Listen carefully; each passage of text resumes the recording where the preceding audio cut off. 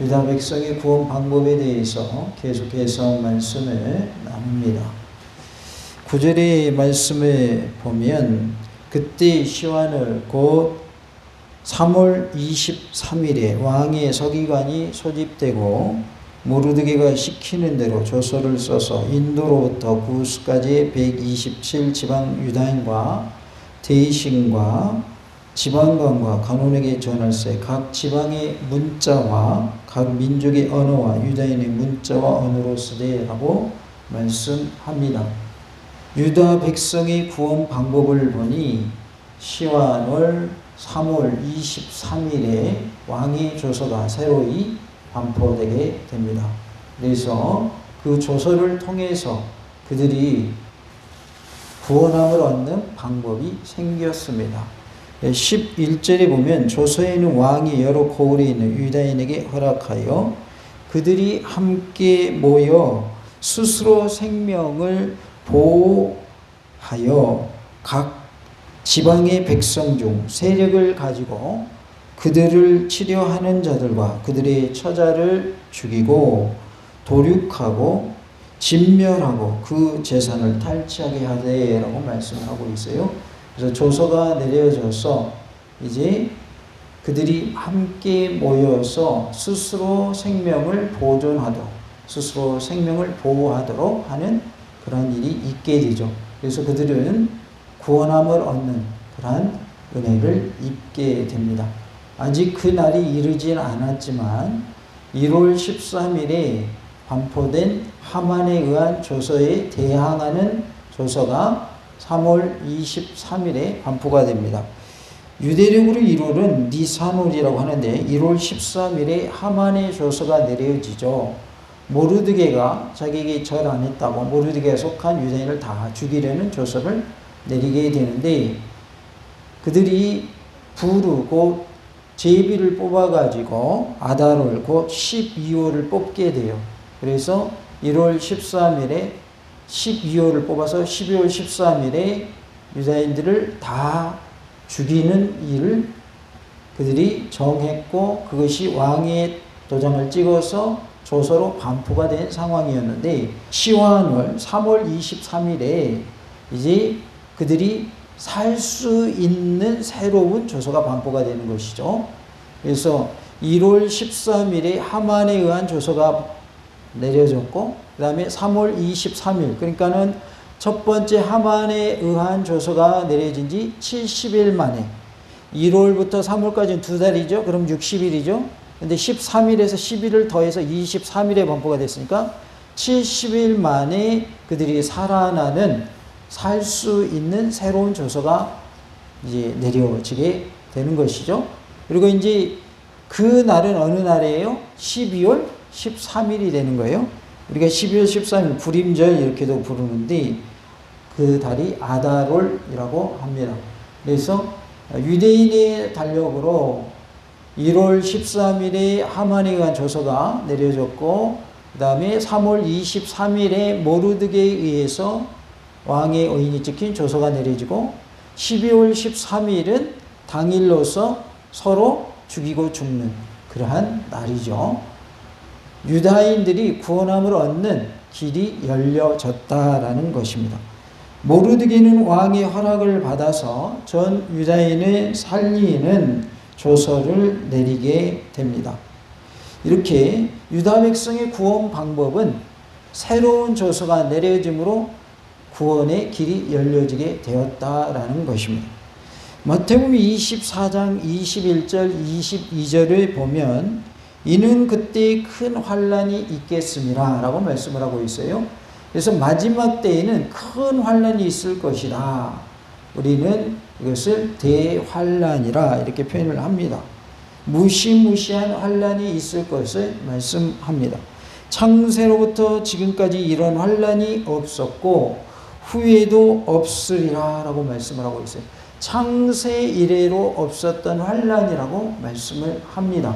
그러니까 지금까지 있었던 환난과는 비교도 안 되는 환난이 있을 것을 말씀하는 것이죠.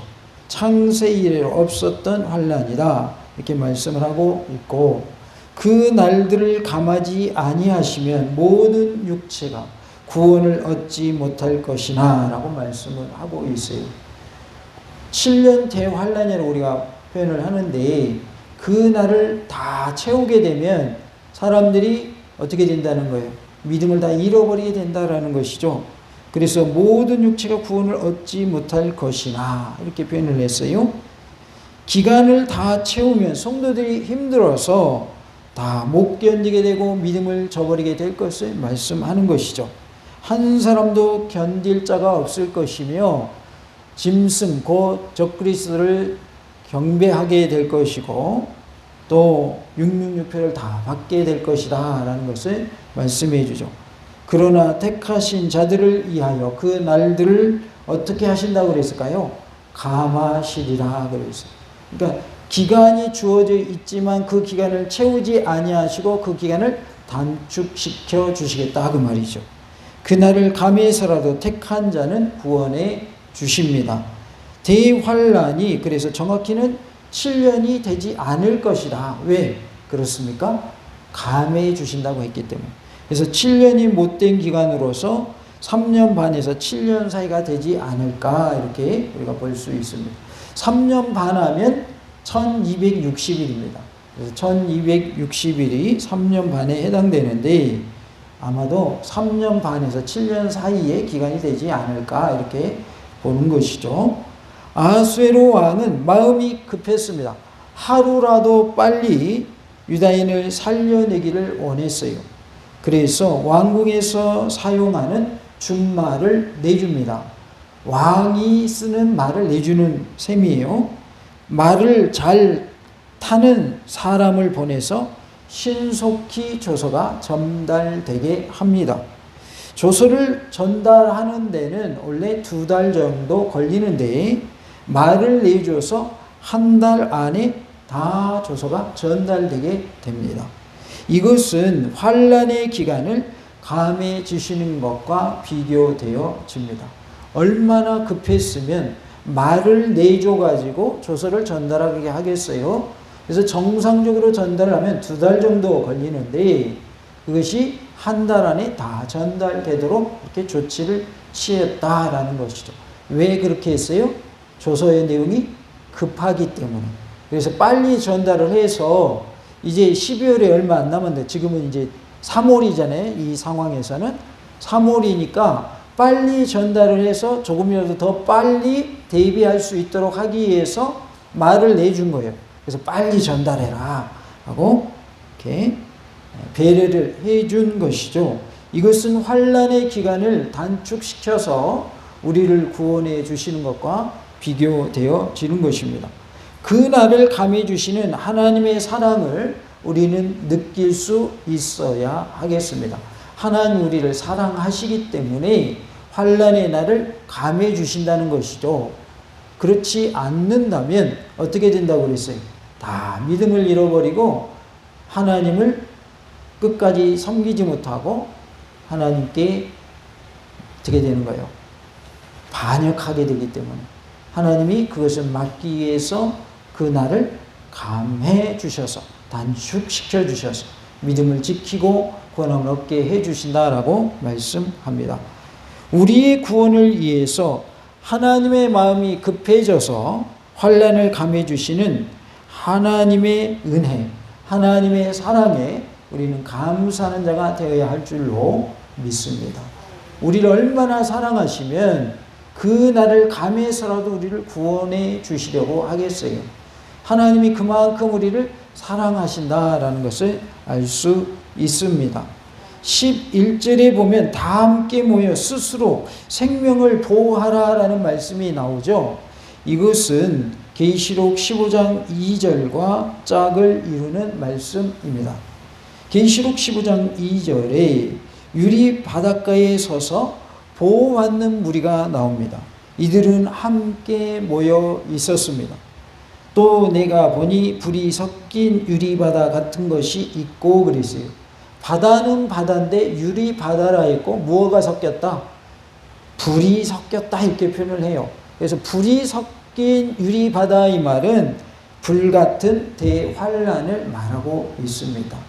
산불이 나도 불이 막 엄청나게 빨리 번져나가잖아요. 그 다음에 이번에 여름에는 갑자기 폭우가 쏟아졌죠. 그래서 물로 인한 피해가 엄청났잖아요. 그래서 물이나 불로 인해서 고난을 당하고 재난 당하는 일이 많죠. 그런데 요한계시록에 보면 불이 섞인 유리 바다라 이렇게 표현을 했어요. 바다에 뭐가 섞여 있는 거예요? 불이 섞여 있는 거예요. 바다는 원래 물이잖아요.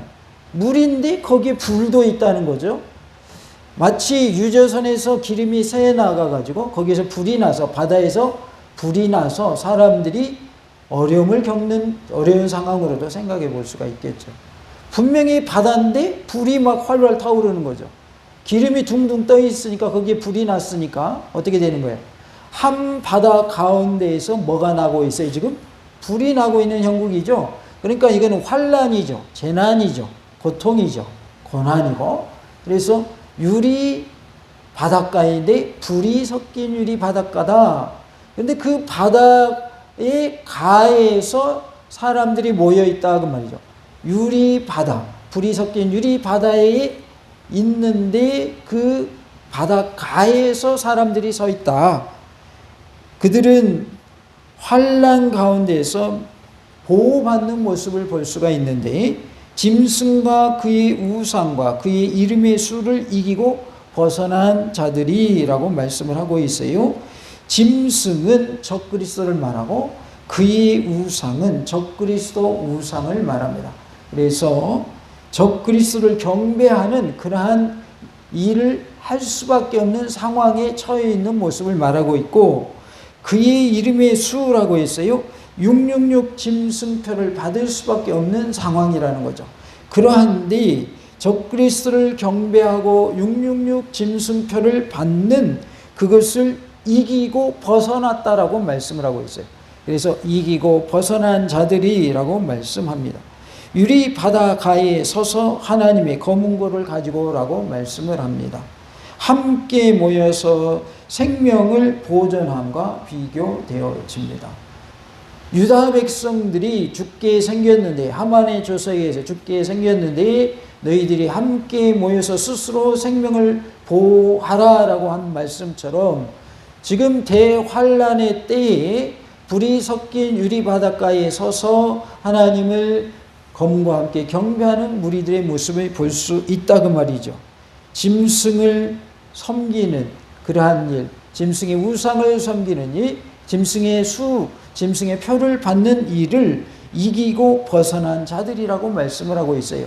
우리도 끝까지 이 믿음을 지켜서 적그리스도의 그러한 핍박 속에서도 믿음을 지키고 승리하는 은혜가 있기를 원합니다.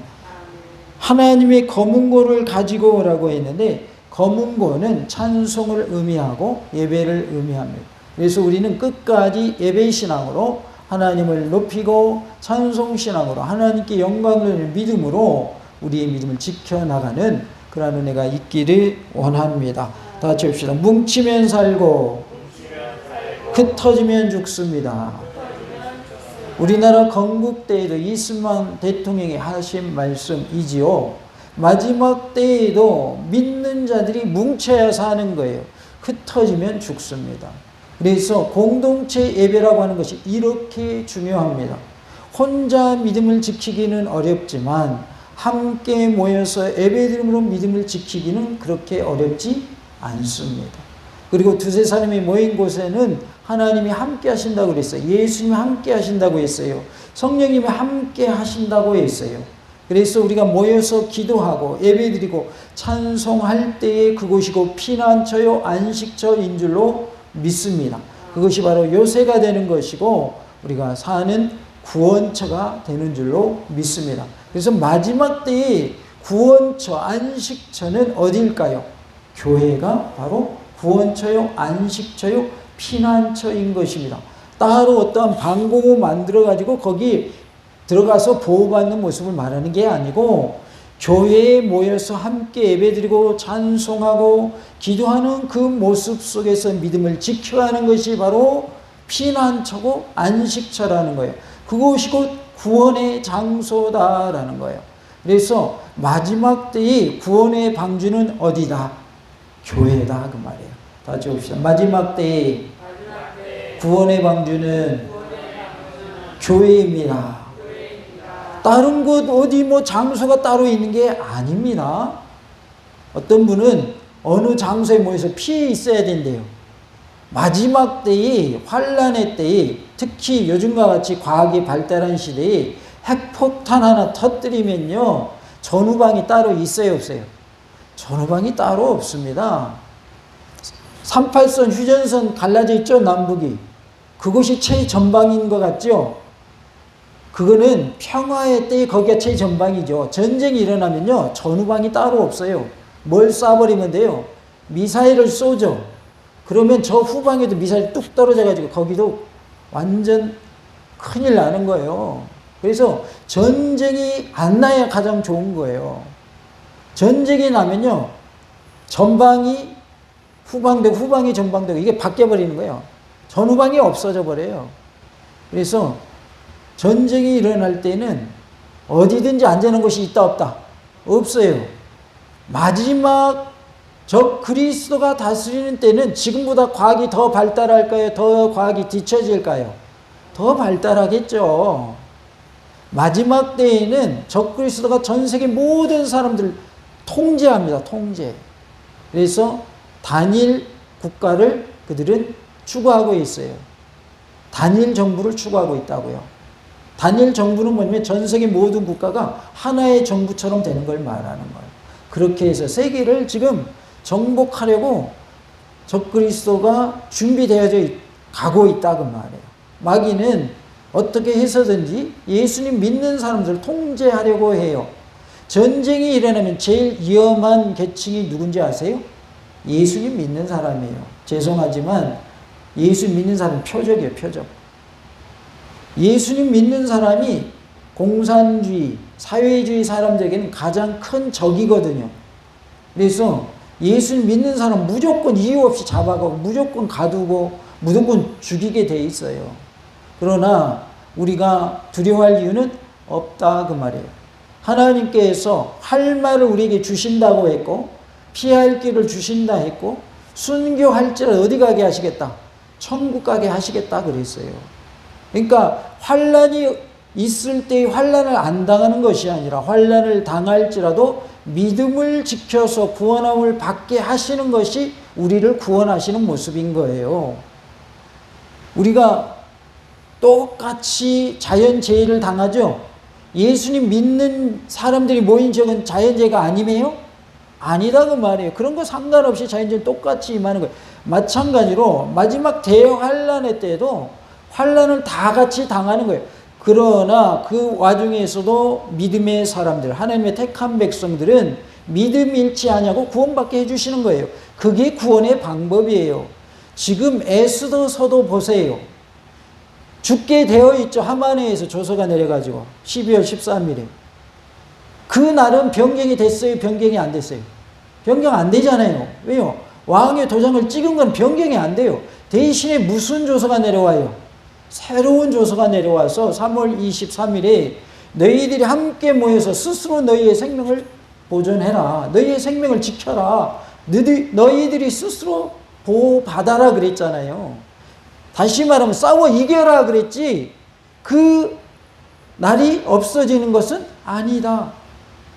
구약의 말씀과 신약의 말씀은 서로 짝을 이루는 것입니다. 그래서 우리에게 대환란이 와도 환란이 없어지는 거 아니고 우리가 환란을 안 당하는 게 아니고 당할지라도 이기게 하신다 그 말이에요. 왜냐하면 지금 유다인들이 구원받는 방법은 너희들이 미리 준비해가지고 그들과 싸워 이겨라 이거잖아요. 똑같은 거예요. 성경의 말씀은 원리가 같아요. 그러나 두려워하지 말고 벌벌 떨지 말라는 거예요. 왜요?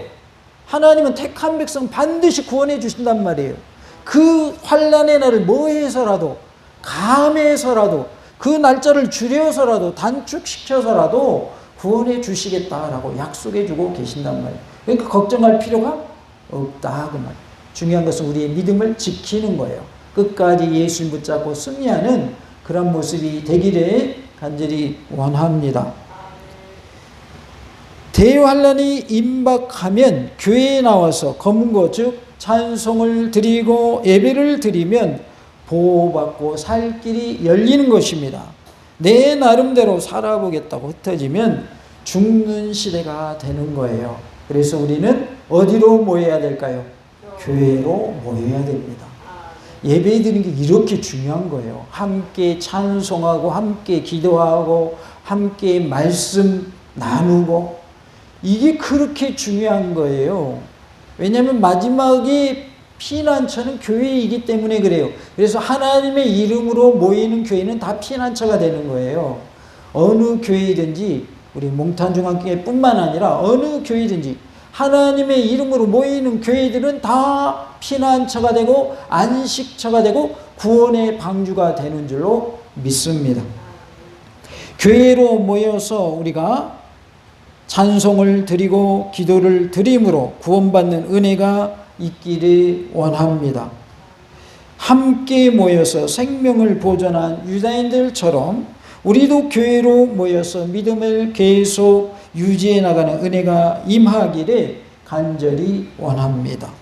교회는 피난처입니다. 안식처입니다. 구원처입니다. 교회를 통해서 보호받고 치유되고 회복되고 생명을 얻고 새 힘을 얻고 능력 얻어서 승리하는 은혜가 우리 모두에게 있기를 원합니다. 하나님은 택한 백성을 그 환난의 날을 감해서라도 구원해 주십니다. 이것은 하나님의 언약입니다.